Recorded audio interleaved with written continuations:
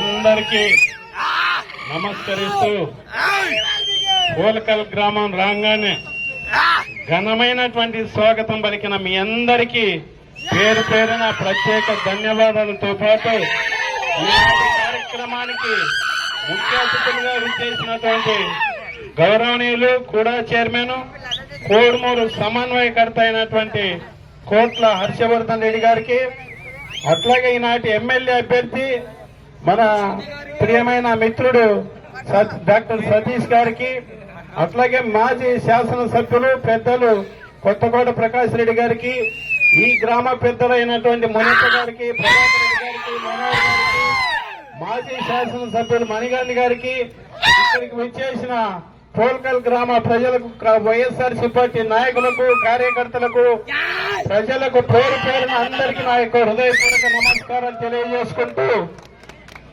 చాలా విషయాలు మీకు అన్ని తెలుసు.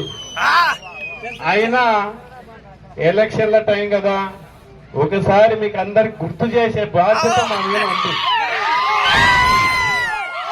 ఏంటి గుర్తు చేయటం అంటే, ఎలక్షన్లు రాగానే ఓటు ఎవరికి వేయాలి,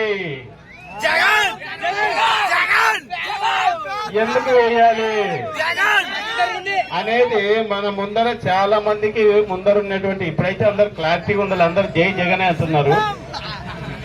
కాకపోతే కొన్ని విషయాలన్నా మీకు చెప్పాలి కాబట్టి, ఎవరు మాట మీద నిలబడతారు, ఎవరు అబద్ధాలు చెప్తారు, ఎవరు మాట కట్టుబడి ఉండి చెప్పిన హామీని నెరవేరుస్తారు, ఎవరు ఎలక్షన్లు అయిపోగానే తట్టబుట్ట సర్దుకొని పారిపోతారు.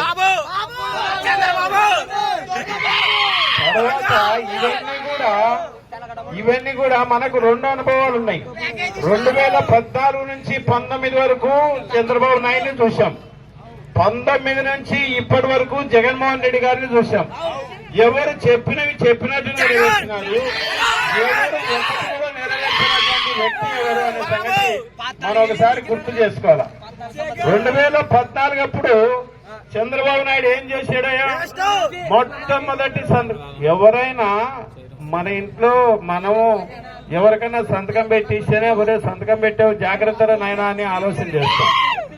ఒక ముఖ్యమంత్రి స్థాయి వ్యక్తి 2014లో ఒక ముఖ్యమంత్రి స్థాయి వ్యక్తి మొట్టమొదటి సంతకము రైతుల రుణమాఫీని పెట్టినాడు కదా, చేసినాడా? రైతులకు ఎవరికైనా రుణమాఫీ జరిగింది అవుతా మోసమా కావాలి? మోసం.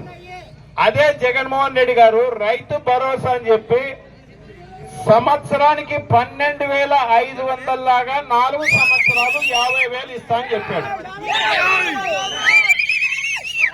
50 ఇచ్చినాడా, ఎక్కువ ఇచ్చినాడా? ఎక్కువనే ఇచ్చినాడు. ఎందుకంటే సంవత్సరానికి 13,500 లాగా 5 సంవత్సరాలకు 67,500 రూపాయలు ఇచ్చినటువంటి వ్యక్తి జగన్మోహన్ రెడ్డి గారు. చెప్పిన దానికంటే ఎక్కువనే చేసి చూపించినాడు. కానీ చంద్రబాబు నాయుడు చెప్పింది చేయకుండా మోసం చేసినటువంటి వ్యక్తి చంద్రబాబు నాయుడు. తేడా. తర్వాత ఇంటికి ఒక ఉద్యోగం ఇస్తా అని చెప్పినాడు. ఎక్కడన్నా ఇచ్చినాడా ఇంటికి ఒక ఉద్యోగం? ఇయ్యలే. ఉద్యోగం ఇవ్వకపోతే నిరుద్యోగ వృత్తి ఇస్తా అన్నాడు, అదన్నా ఇచ్చినాడా? ఇయ్యలే.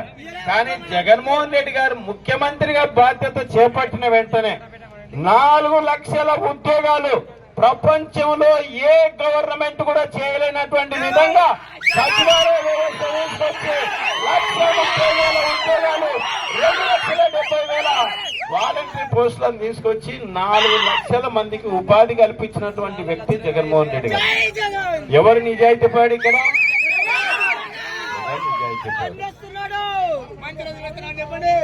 రైతు భరోసా కేంద్రాల ద్వారా చేసి ఇది చేస్తే, తర్వాత అమ్మఒడి, ఆసరా, చేయూత, ఇవన్నీ కూడా ఆయన పాదయాత్ర చేస్తూ ముసలోళ్ళు, అవిటి వాళ్ళు, వితంతులు, వికలాంగులు వీళ్ళందరూ కలిసి ఎండలో నిలబడి పెన్షన్ తెచ్చుకోవాలంటే నానాక అవస్థ పడేవాళ్ళు. 2 రోజులు 3 రోజులు తిరిగి ఖర్చు పెట్టుకుని ఎండకు నిలబడి ఆ వసతులు లేక ఆ వచ్చిన డబ్బులలో సగం లంచాలకు పోయి ఇట్లా ఇబ్బంది పడుతుంటే ఏం చేయాలన్న ఆలోచన చేసి వాలంటరీ వ్యవస్థ తీసుకొచ్చి ప్రతి ఇంటికి 1వ తారీఖున పెన్షన్ పంపించే